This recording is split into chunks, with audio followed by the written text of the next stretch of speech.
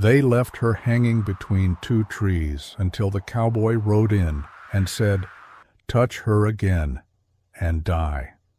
Colorado Territory, 18 after 19. The wind shrieked like a dying thing, hurling dust across the flat, sun-blistered land. Between two lifeless cypress trees, their bark stripped bare by years of drought, a woman hung. Hattie Bellamy, widow of the late Judge Charles Bellamy, swayed from ropes tied tight around each wrist. Her arms were stretched wide, bound to the trees so that her feet dangled inches from the cracked earth. Her dress hung in tatters.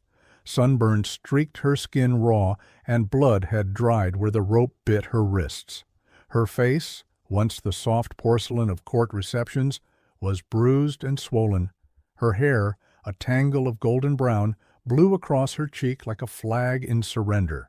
Dozens stood watching.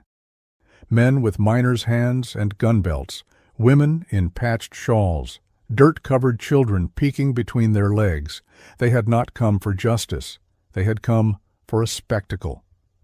"She thought a woman could play with power," someone muttered. "She stole court files," another spat. "No," said a third, "she found something she shouldn't have. This is a lesson for wives who forget their place."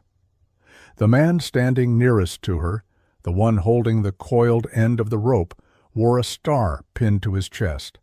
Elijah Blake, the deputy marshal. Tall, sun-creased, eyes like flint. Once he had dined at her table. Once he had called her husband brother. Now he stood with his boot on the lever of a crude pulley rig, the mechanism straining with tension. He turned to the crowd. "Let it be known, Hattie Bellamy is not above the law. She stole evidence, ran like a guilty dog, and refused to speak the name she uncovered."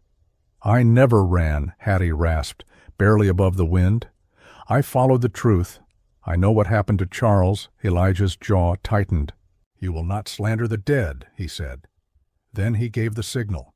A man on horseback pulled the rope taut. Hattie gasped as her shoulders twisted. Her back arched involuntarily. The cords burned through her skin. The wind picked up, shrieking between the trees. Then a crack. Not thunder. Gunfire. One of the pulley ropes snapped, torn clean through by a bullet. The force dropped her like a stone. She collapsed in the sand, limp, unconscious. Dust swirled.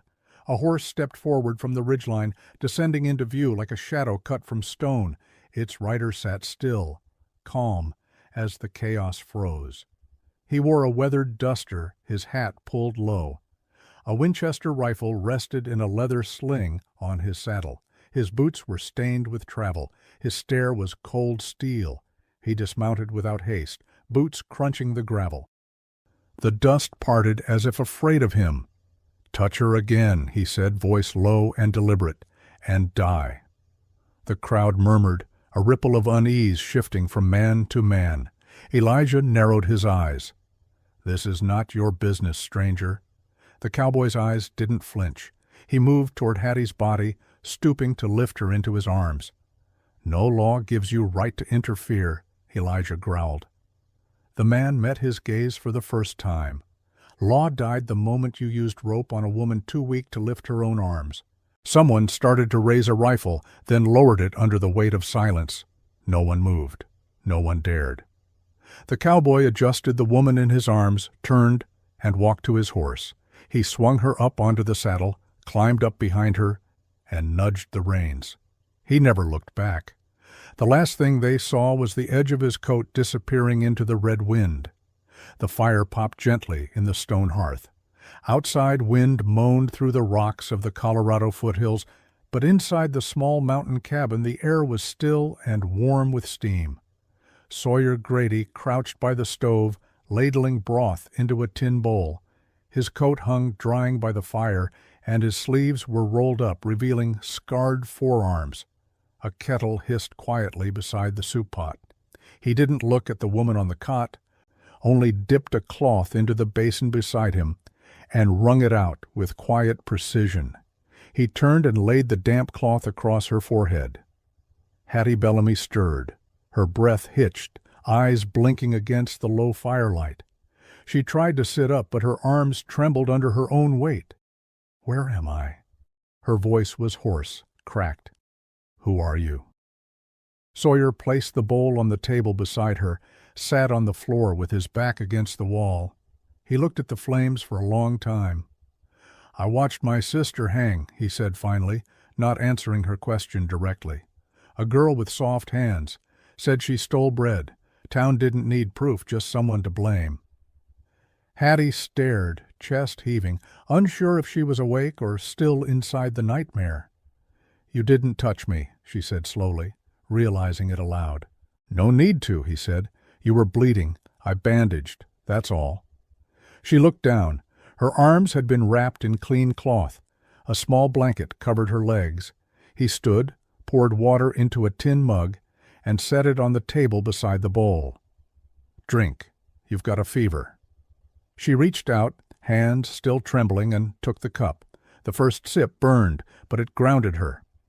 "You took me," she said, "from them." He nodded once, then, after a pause, added, "You were half dead." "Why?" she asked. He didn't answer. Instead, he turned to stir the soup again, as if that question wasn't part of the deal. The silence settled between them like snow on a windowsill. She watched him, brow furrowed, trying to piece together the man who had appeared from nowhere and saved her without a reason. She set down the cup and spoke, voice still scratchy. "They think I stole something." Sawyer gave no sign of listening, but he didn't leave either. "My husband, Charles Bellamy, he was a circuit judge. We moved out here 2 years ago. He tried to stay clean. That's why they hated him." Still no reply. 3 weeks before he died, he stopped sleeping. I found him pacing. He told me he had a book, a record. Names of men on the take, from whiskey to land fraud. Said if something happened to him, I'd know what to do. Now Sawyer looked up. They said he fell from a horse. But he never rode without a bridle, and he never rode drunk. She swallowed hard. I searched his desk the next day. The book was gone. She wrapped her arms around herself. I asked questions. The wrong people noticed. And then someone claimed I stole classified files. Sheriff wrote a warrant before I could speak. I ran. Sawyer shifted slightly, but remained silent. "I was going to take the stagecoach to Denver," she said. "I had a contact there, a journalist, but they caught me first." He picked up the soup and handed it to her. "Eat." Hattie took the bowl, hesitated. "You still haven't told me who you are." He looked at her, eyes gray and unreadable. "Sawyer Grady, freight runner, used to scout for the Union Army." She blinked. "And now you rescue strangers tied to trees?" Sawyer took the empty teacup and refilled it without meeting her gaze. "Not strangers, just the ones no one else will." Then, more quietly, "I owed my sister that much." Hattie looked down at her soup, hands cradling the bowl. She didn't thank him. He didn't ask for it. The fire had burned low. Outside the cabin, wind sighed through pine needles, brushing the rocky outcrop like whispers from the past. Hattie sat by the table, her eyes distant. Sawyer sat across from her, rolling a cigarette, his face unreadable in the amber light. A heavy silence hung between them, thick with words neither had spoken. Until now. "I never wanted any of this," she said quietly. He didn't look up. She drew in a breath. "Charles, my husband, he was a good man. Too good for that town." Sawyer lit the cigarette and let the smoke curl between his fingers. "In the beginning," she continued, "people respected him. A federal judge, all proper and by the book. He thought he could make a difference." Sawyer leaned back, exhaling slowly. "He started hearing things," Hattie said. "Stories about rail contracts, stolen land deeds, whiskey taxes disappearing, names he recognized, men he shook hands with at town meetings." Her fingers traced the edge of the tin cup in front of her. "One night I woke to find him in his study, holding a pistol. He said, 'If I don't write it down, I'll be next.'" She looked up, eyes shimmering. "He kept a ledger, names, dates, amounts, crimes, a black book that could tear the town in half. He showed it to me once. Said, If anything happens to me, you burn it or run." Sawyer's brow twitched, but he said nothing. "I didn't run," she said bitterly. "Not fast enough." She stood and walked to her satchel in the corner, pulling something wrapped in oilcloth from beneath a folded shawl. She placed it on the table. Slowly, carefully, she unwrapped the cloth to reveal a small black ledger, leather-worn, edges scuffed, but intact. "I found it the day after his funeral, hidden behind a false panel in his desk." She opened it and flipped through the pages. Judge Ryland, Sheriff Amos, Mayor Lively, even Elijah Blake. Her voice broke. Charles wrote it all down. Bribes, threats, even names of victims who were made to disappear. She closed the book and hugged it to her chest. "I was going to take it to Denver, to the Gazette, but someone tipped them off. They said I stole federal files. They put my name on wanted posters, just like a horse thief." Sawyer rested his forearm on the table, studying her. "I ran from one county to another. I hid in barns, slept in dried creek beds. Every time I tried to send a letter or board a train, someone would be there, watching." She paused, then looked up. "I thought I could hide long enough to find help. I never expected them to drag me into the desert and hang me like a warning." She wiped her eyes with her sleeve, trembling. "I am not the brave one, Mr. Grady. I was scared every day." Sawyer opened his tobacco pouch again, pouring leaves into paper with practiced hands. "You still have the book," he said, calm as stone. "That's braver than most." Hattie sat back down, fingers gripping the edge of the ledger. "I should burn it," she whispered. "I should throw it in the fire and forget it ever existed." "But you won't?" She looked at him. "You didn't run when they tied you up. You didn't scream." He struck a match. "That tells me you still think there's something worth fighting for." The match flared, lit his cigarette, and was snuffed. He leaned forward, resting both elbows on the table. The smoke curled around his jaw. "Kinda rare," he said. "Someone wants the truth more than they want to live." She studied him, unsure what to make of his quiet certainty. Finally, she asked, "Then why did you save me?" Sawyer didn't hesitate. "Because I once stood by and watched them hang my sister," he said, voice like gravel and regret. She didn't cry either. He crushed the cigarette in the tin tray. "I've been looking for someone who'd fight back since then, someone I could believe in." She blinked, unsure how to respond. He stood, nodding toward the ledger. "Get some rest," he said. "We'll need a plan." She clutched the book tighter. Outside, the wind howled like judgment in the dark.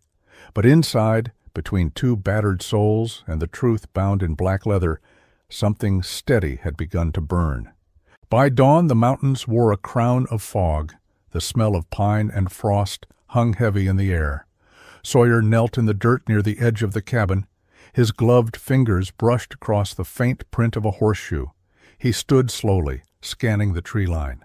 "They're close," he muttered. Hattie appeared in the doorway, still buttoning her coat. "What is it?" "Someone's trailing us. Rider. Alone, maybe 2 days behind. Not from around here. The hoof's too narrow, eastern breed." She stepped forward, a trace of alarm in her eyes. "They found us?" Sawyer didn't answer directly. He turned back toward the cabin and began unpacking a coiled line of wire and some sharpened stakes. "What are you doing?" she asked. "Setting a snare," he said. "We may not have long." That afternoon he handed her a revolver. Hattie blinked. I've never used one." "You are going to learn," he said. "Now." He showed her how to grip it, how to check the cylinder, how to cock and aim. "Keep your elbows loose. Let the kick work through your arms. Don't fight it." She lined up the sight and fired. The bullet went wide. Again. By sunset, she was hitting a knot in a pine trunk from 30 feet. That night, they didn't sleep much.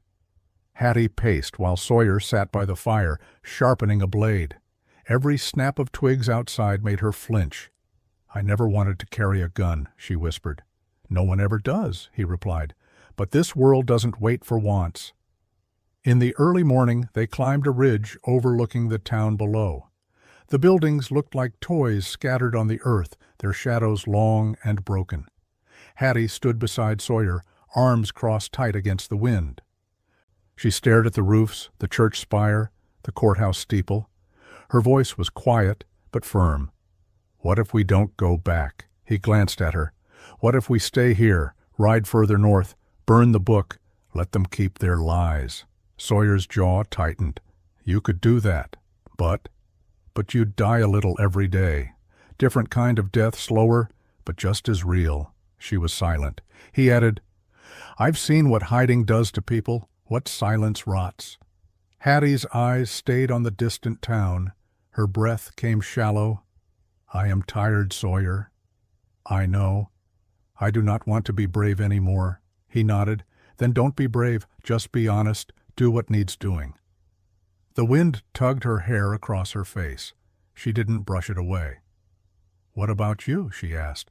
Sawyer's eyes stayed locked on the town. "I never stopped fighting," he said. "But I forgot what I was fighting for." He looked at her. "Until now." They stood there, side by side, as the sun broke through the clouds and touched the rooftops below. "We go back," Hattie said at last. Sawyer gave a short nod. Her hand slipped into his, fingers rough from days of healing, and together they turned toward the path back down the ridge, toward danger, toward justice, toward truth. The red earth began to change as they neared the outskirts of the town. Shrubs gave way to sparse fence lines, long abandoned wagons half buried in dust, and the skeletal silhouettes of burned-out homesteads. Sawyer slowed his horse. His shoulders were tense. "We're being watched," he murmured. Hattie, riding behind him, adjusted her scarf. "How do you know?" "I just do." The first shot cracked through the silence. Sawyer's horse bucked and screamed. He swung around, shielding Hattie as they hit the ground. Dirt flew. Another shot rang out, splintering the trunk of a nearby tree. 3 figures emerged from behind a low ridge, rifles raised.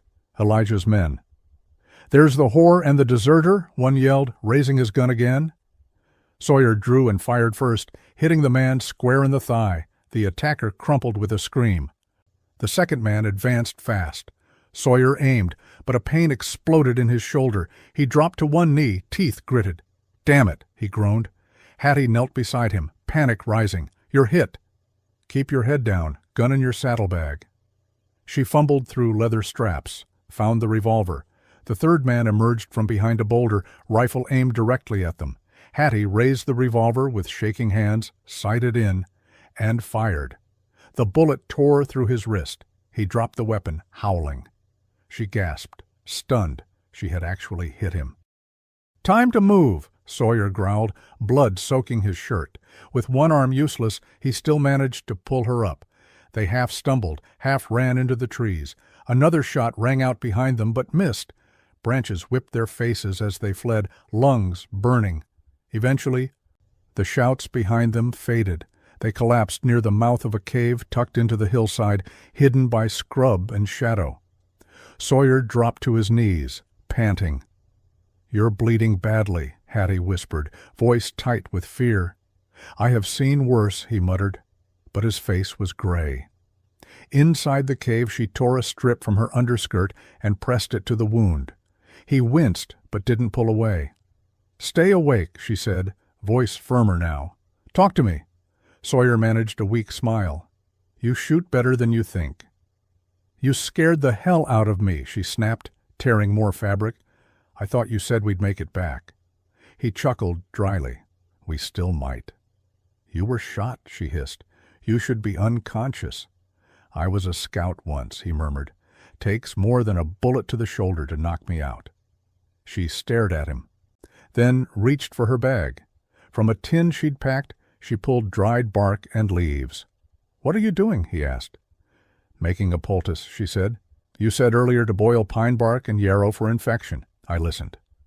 A flicker of surprise crossed his face. "You're a fast learner." "I've had to be." She boiled water over a tiny flame, mixed the herbs into a paste, and packed it into a cloth. Gently, she pressed it to the wound. He hissed through his teeth. God Almighty! Do not pass out, she said. I need you awake. His breathing steadied. She leaned back, watching him carefully. The fire between them crackled. Shadows danced along the cave walls. After a long silence, Hattie whispered, "Back there, when you got hit, you still held on to me." He looked up at her, eyes dark and unreadable. "You did not have to," she said. "I did," he replied simply.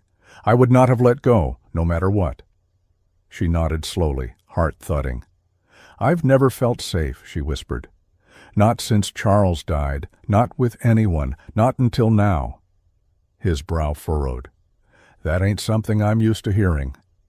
"Well," she said softly, placing her hand on his, "get used to it." He turned his hand slightly and closed his fingers over hers. Neither of them said anything more. Outside, the wind howled, sweeping away footprints and the blood trails alike.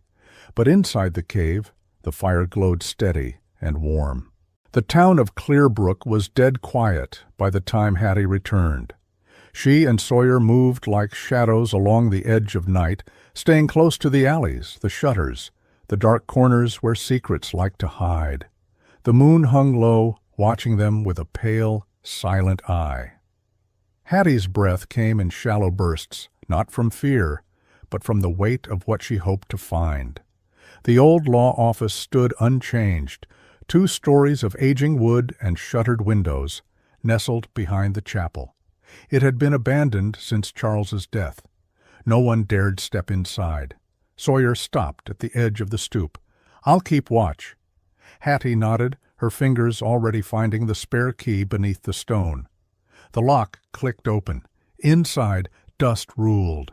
Old legal books slumped on sagging shelves. The air smelled like ink and time, and the silence was so complete, her own heartbeat echoed in her ears. Her eyes went straight to Charles's desk. She remembered how he used to sit there, jacket off, sleeves rolled, brows furrowed in the yellow lamplight. Now it stood empty. She opened drawers methodically, first left, then right. Then the center, nothing but old pens and files. Then she felt it. A false bottom in the last drawer. She pried it gently. It lifted with a soft pop. Inside was a single letter, aged, creased, sealed with the wax mark of a judge's ring. She broke it open, hands trembling. Her voice cracked as she read aloud to herself, "Hattie, if you found this, then I am likely gone. I tried to hold the line, but the line moved. The men I once dined with have turned wolves. They came to me with threats, Elijah among them, the mayor, the railroad men, the sheriff. They own the law, and I was foolish to think I could stand alone, but I trust you. You always asked why I kept secrets. It was never to keep you in the dark, it was to keep you safe. The ledger is real. And if it's in your hands now, then you're braver than I ever was. Tell the truth, no matter what they do. I love you, Charles." Her knees gave out. She sank slowly onto the edge of the desk, letter clutched in both hands. Her shoulders shook, not with tears, but with fury. Sawyer stepped inside, silent. He saw the letter in her grip, her pale face. "What did he say?" he asked gently. Hattie didn't look up. She read it again aloud, voice flat but strong. Each word landed like iron. When she finished, she let the paper fall to the desk. Sawyer picked it up, eyes scanning quickly. His jaw tightened. "He knew," she whispered. "He knew they'd come for him. He left it to me, and I ran." "You didn't run," Sawyer said, voice low. "You survived." She looked at him. "He didn't die for justice. He died because he believed I could finish what he started. And you will." There was silence again. Then Hattie looked out the window toward the town square, dim under moonlight. "They hang me once," she said softly. "Let them hear my voice next." Sawyer nodded. "Then we give them the truth, loud and clear." She took the letter back, folded it slowly, and this time her hands didn't tremble. By noon, the square in front of the old church was filled. Men in dust-covered coats leaned against fence posts. Women with aprons stood clutching children, and miners, fresh off night shifts, squinted into the sun. A makeshift platform stood at the center, 4 crates nailed together, creaking slightly under the weight of truth. Sawyer had built it that morning, before the town was awake. He stood beside it now, silent, hands crossed behind his back. On top of the platform lay 3 items: a worn leather-bound book, a folded letter sealed in broken wax, and Sawyer's revolver. The black ledger, Charles Bellamy's final words, and the threat of justice. Hattie Bellamy stepped onto the platform, boots firm, eyes clear. The sun lit her from behind, haloing the lines of exhaustion that no longer dulled her. She held her head high. "I was hanged in the name of silence," she said, voice ringing out. "Today I speak." The crowd shifted. A few murmured. One woman gasped, recognizing the figure who had nearly died days before. "I was accused of theft," Hattie continued, "of running from the law. But what I ran from was a lie. What I carried was the truth." She held up the letter. "This was written by my husband, Judge Charles Bellamy, before he died. He named names. He named fear. And he believed someone would finish what he started." She placed the letter back down, then opened the ledger, thumbing through the stained pages. "This book," she said, "contains transactions, illegal shipments, bribes, and signatures of men who run this town, including its mayor." Gasps again, louder now. From the back of the crowd a voice barked, "Lies!" Mayor Thompson pushed forward, red-faced, trembling with fury. "This woman is delusional," he shouted. "There's no proof any of that's real. Anyone could have forged those pages." Sawyer didn't move. His eyes stayed on the crowd, watching their faces shift. "Even her own husband knew she was unstable," the mayor went on, pointing. "She fled justice. She incited violence." "She was nearly killed," Sawyer said evenly, "for knowing the truth." "And who the hell are you, Cowboy?" Thompson spat. Sawyer stepped forward, unhurried. "I'm the man who watched his sister hang for a crime she didn't commit. I don't let liars speak louder than the truth anymore." At that moment, a familiar figure emerged from the crowd. Mary, the old housemaid who'd once worked for the Bellamys. Her hands trembled as she climbed onto the platform. I have something to say." Everyone turned. Mary steadied herself, then looked straight at Hattie. "After Charles died," she said, voice fragile but firm, "I saw Elijah Blake come into the judge's office. He took the black book, said it was evidence, but he burned half the pages, and he told me this never existed." The crowd rippled. Some men cursed under their breath. "I didn't speak," Mary continued, "because I was afraid. They said they'd run my son out of work. But I've seen what silence costs."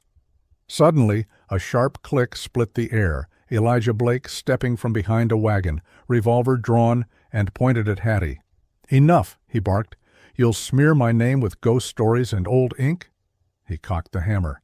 But Sawyer had already moved. With one motion he drew his gun and fired, shooting the revolver clean from Elijah's hand. It clattered to the dirt. Sawyer didn't raise his voice. "The last time you pointed a gun at someone innocent," he said, "they nearly died. This time you won't get the chance." Elijah dropped to his knees, cradling his scorched hand, teeth clenched. Silence fell. Then, from the crowd, "Hang him instead." "No," Hattie said calmly. "We are not them." She stepped forward. "Let the truth be its own rope." The people parted.